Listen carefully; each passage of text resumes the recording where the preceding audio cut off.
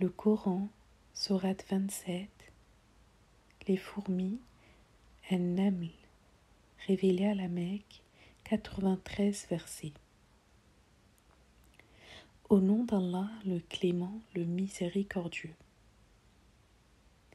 Tasin, tels sont les versets du Coran et d'un livre évident, chemin droit et bonne nouvelle pour les croyants, ceux qui observent l'office de la prière, qui s'acquittent de leur aumône et qui croient à la vie future. Nous avons embelli les actions de ceux qui ne croient pas aux fins dernières, ceux qui les aveuglent. Ce sont eux qui auront le châtiment le plus sévère, eux qui dans la vie future seront les plus grands perdants. En vérité, tu reçois le Coran de la part d'un maître à la fois sage et savant. Lorsque Moïse dit à sa famille, « J'ai aperçu un feu, j'aurai de bonnes nouvelles à vous donner, j'apporterai un tison de façon à vous réchauffer. » Lorsqu'il y arriva, on l'appela. « Béni soit celui qui est dans le feu et celui qui est tout autour. Gloire à Dieu, Seigneur des mondes. Ô Moïse, c'est moi, Dieu le Tout-Puissant, le Sage. Jette ton bâton. » Quand Moïse le vit remuer comme un djinn, il tourna les talons sans toutefois songer à fuir. « N'aie pas peur, Moïse, car auprès de moi, les messagers ne peuvent éprouver de peur. Sauf ceux qui ont été injustes et qui ont substitué le mal au bien, mais je suis celui qui pardonne et qui fait miséricorde. Glisse ta main dans la poche de ta tunique, tu la ressortiras toute blanche, mais sans aucun mal. Voilà l'un des 9 signes donnés à Pharaon et à son peuple, mais il était un peuple pervers. Quand nos signes explicites leur parvinrent, ils s'exclamèrent. Voilà une magie certaine. Ils les repoussèrent, pleins de leur orgueil, alors qu'ils étaient persuadés du contraire. Vois quelle a été la fin des corrupteurs. Nous donnâmes à David et à Salomon la science. Ils dirent, louange à Dieu qui nous a préféré un nombre de ses serviteurs croyants. Salomon reçut son héritage de David. Il dit, ô vous les hommes, nous avons appris le langage des oiseaux et de chaque chose une part nous échoit. C'est bien là une faveur, un signe. Les armées de Salomon furent regroupées et placées en rang. Elles étaient composées de djinns, d'humains et de volatiles. Quand ils arrivèrent à la vallée des fourmis, une fourmi dit, « Fourmis, entrez dans vos demeures de peur que Salomon et ses armées ne vous écrasent sans s'en rendre compte. » Salomon esquissa un sourire et rit des mots de la fourmi. Il dit, « Ô Seigneur, accepte que je te remercie pour les bienfaits que tu as consentis à mon endroit et à l'avantage de mes parents. Inspire-moi les bonnes actions à faire qui te combleront. Fais-moi rentrer en ta miséricorde et place-moi parmi tes meilleurs serviteurs. » Salomon passa en revue les oiseaux et dit, « Je ne vois pas la huppe, est-elle absente ? » « Je la punirai sévèrement, dit Salomon, ou alors nous l'égorgerons, à moins qu'elle ne me fournisse une explication satisfaisante. » Quand la huppe revint, elle se tint non loin de là et dit, « J'ai enregistré ce que tu ne peux faire, toi. Je t'apporte du pays de Saba une information fiable. J'ai trouvé une femme qui est leur reine et qui a été comblée de tout ce que l'on peut imaginer. Elle possède un magnifique trône. Je l'ai trouvée ainsi que son peuple, s'agenouillant devant le soleil et faisant abstraction de Dieu. Satan leur a montré leur acte sous le meilleur jour, ce qui les a détournés du bon chemin, et ils ne peuvent être orientés. Ainsi donc, ils ne se prosternent pas devant Dieu, qui exalte ce qui est caché dans les cieux et sur terre, celui qui connaît ce qu'ils cachent et ce qu'ils annoncent. Dieu, il n'y a d'autre Dieu que lui, Seigneur du trône immense. » Salomon reprit, « Nous verrons si tu as dit vrai ou si tu as menti. Je te charge de porter cette lettre. Lance-la au-dessus d'eux, puis éloigne-toi et attends leur réponse. » La reine dit, « Ô conseil, j'ai reçu cette noble lettre qui me vint de Salomon. Elle est rédigée au nom de Dieu, le clément, le miséricordieux. Il me dit, « Ne vous comportez pas de manière hautaine envers moi et soumettez-vous. » Elle dit à nouveau, « Ô vous, mon conseil, donnez-moi votre avis sur cette question, je vous fais toujours témoin de mes décisions. » Nous sommes, dirent-ils, des gens d'honneur, doués de force et de courage. Cette décision vous incombe. Dites-nous seulement ce que vous ordonnez. La reine dit, « Quand les rois pénètrent dans une cité, ils ne cherchent qu'à la détruire. Les nobles personnes qui l'habitent sont humiliées. C'est ainsi qu'ils procèdent. Quant à moi, je vais leur envoyer un grand présent et j'analyserai les renseignements que m'apporteront les messagers. » Lorsque les messagers arrivèrent à la cour de Salomon, celui-ci leur dit, « Vous m'apportez des richesses alors que les bienfaits dont Dieu m'a comblé sont supérieurs. Mais vous êtes si contents de vos présents. Retournez vers ceux qui vous ont envoyés. Nous viendrons avec des troupes auxquelles ils ne sauront résister. Nous les sortirons de leur maison humiliés et rabaissés. » Il dit, « Ô vous, membres de mon conseil, qui parmi vous m'apportera son trône, avant qu'il ne se soumette à moi, elle et son peuple. » Un ifrite parmi les djinns dit, « Moi je te l'apporterai avant même que tu ne te lèves de ton siège. Je me porte garant de ce que je dis et tu peux compter sur moi. » L'un des convives qui connaissait les Écritures dit, « Moi je te l'apporterai aussi vite qu'un clin d'œil. » Quand Salomon vit le trône posé à côté de lui, il s'exclama, « C'est là une bénédiction de mon Seigneur qui veut me mettre à l'épreuve pour juger si je suis reconnaissant ou au contraire ingrat. Celui qui est reconnaissant l'est d'abord pour lui.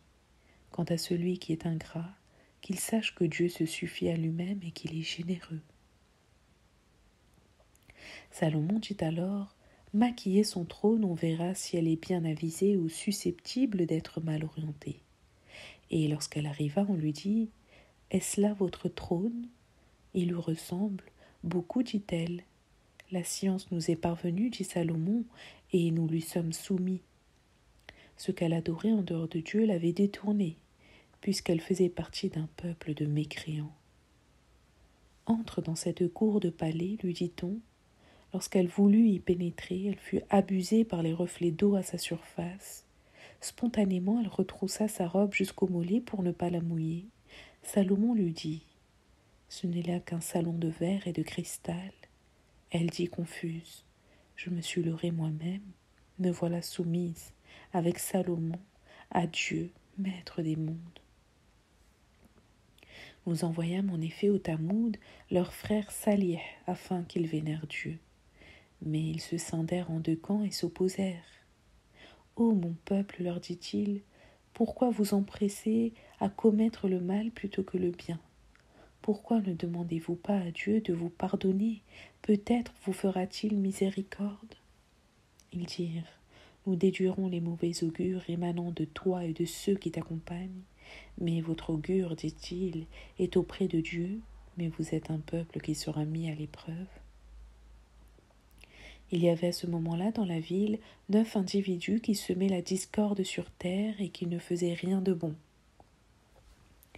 Ils dirent entre eux, « Faisons le serment sur Dieu de le tuer, lui et les siens, durant la nuit.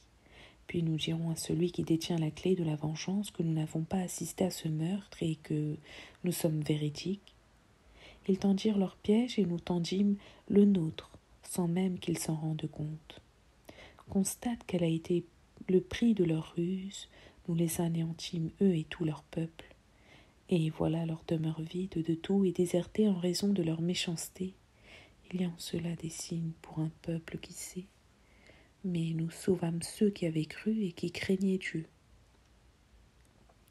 Et lorsque l'hôte s'adressa à son peuple, disant, « Allez-vous commettre la turpitude en ayant les yeux ouverts ? Quoi ? Vous désirez les hommes plutôt que les femmes, mais vous êtes un peuple d'ignorants. » En guise de réponse, ils dirent, « Sortez l'hôte et sa famille de votre cité. Voilà des gens qui aspirent à être purs. » Nous le sauvâmes ainsi que sa famille, à l'exception de sa femme qui demeura à l'arrière et qui est perdue. Et nous fîmes tomber sur eux une pluie abondante, sinistre pluie que celle qui atteint ceux qui ont été mis en garde. Dis, louange à Dieu et salutations de paix sur les serviteurs élus par lui. Dieu n'est-il pas meilleur que ceux qui lui associent? Qui donc a créé les cieux et la terre et qui a fait descendre sur vous une eau du ciel, grâce à laquelle nous avons fait naître des vergers riants, alors que vous n'étiez pas en mesure de planter leurs arbres? Y a-t-il d'autres dieux avec Dieu? Non, mais c'est là un peuple qui veut lui trouver des égaux. Qui donc a créé une terre stable, traversée par des fleuves et parsemée de montagnes, et qui sépara les deux mers par une barrière? Y a-t-il un autre Dieu avec Allah? Non, mais la plupart ne le savent pas. Qui répond aux malheureux qu'il invoque dans l'extrême nécessité, qui dénoue le mal et qui fait de vous les héritiers de la terre? Y a-t-il un autre Dieu avec Allah? Peu sont ceux qui s'en souviennent, et qui vous orientent dans les ténèbres de la terre et de la mer, et qui dépêche les vents en guise d'annonce anticipée de sa miséricorde. Y a-t-il un autre Dieu avec Allah? Allah qui est plus élevé que tout ce qu'on peut lui associer. N'est-ce pas encore lui qui instruit la création tout entière, puis la réinvestit de nouveau, lui qui attribue ses biens tant du ciel que de la terre? Y a-t-il un autre Dieu avec Allah? Dis, présentez votre preuve si vous êtes véridique. Dis, ceux qui sont aux cieux et sur terre ne connaissent pas l'insondable divin. Allah seul le connaît. Ils ne sont même pas conscients du moment où ils ressusciteront. Tout au contraire, leur connaissance de la vie future est très insuffisante, car ils s'en tiennent à la suspicion, voire à l'aveuglement. Ceux qui n'ont pas cru disent: lorsque nous serons poussière à l'instar de nos pères, serons-nous de nouveau exhumés?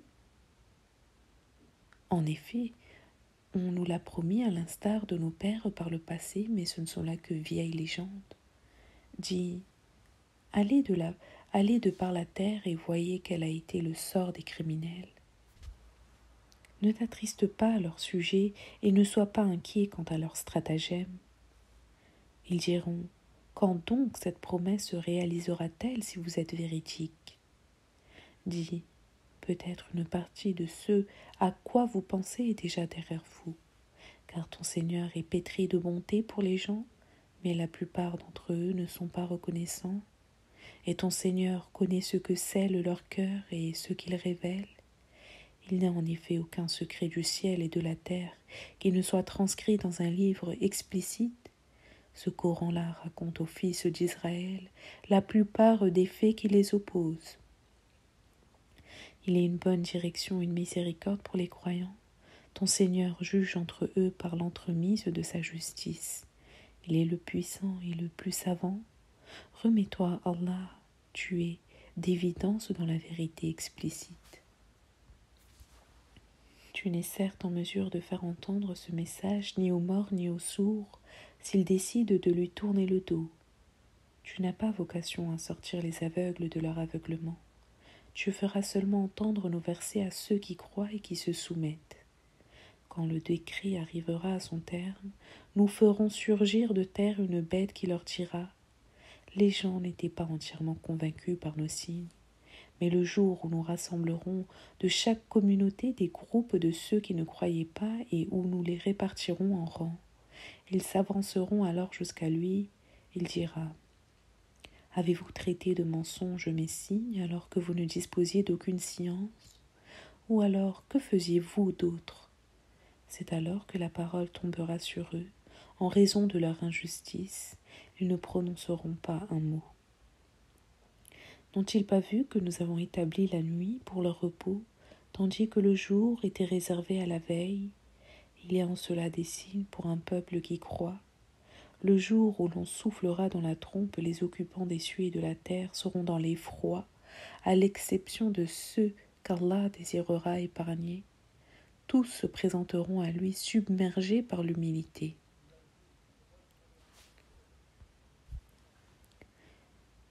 Tu verras les montagnes que tu croyais figées passer à la vitesse des nuages.